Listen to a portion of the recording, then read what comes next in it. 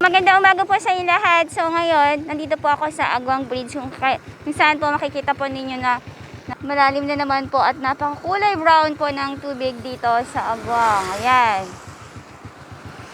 Ito po ngayon ang lagay dito sa Agwang Baler. Ayan, napakalakas po ng agos ng tubig. Tapos sa dyan, napakakulay brown na po nung tubig dito. Ayan. So ayan po.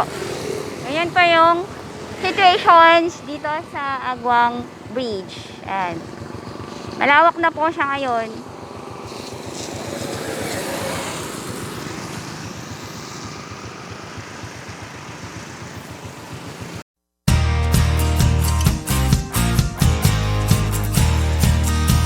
Na ako pero ayan, kasalukuyan na pong umaambon dito sa Aurora. Kita po nyo dito sa likod ko. Napaka lalim na po ulit ng tubig.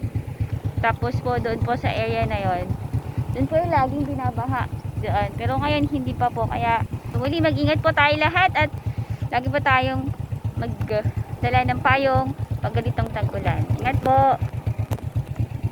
Ganda umaga po sa inyo lahat. So nandito ako sa area po ng crossing papuntang Dipakulaw, Maria. Ayan, kung napansin po nyo dito sa area na yan, medyo na-wash up na naman siya kasi sobrang lakas na naman kasi ng tubig.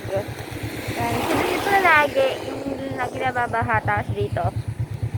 Ayan, lalim na naman siya. Tapos po, tignan po nyo yung weather. Ayan, lalakas na naman po ito.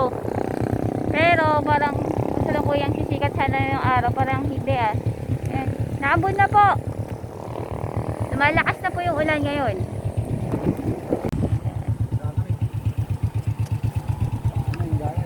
Wala pa naman sasakyan eh. Dito.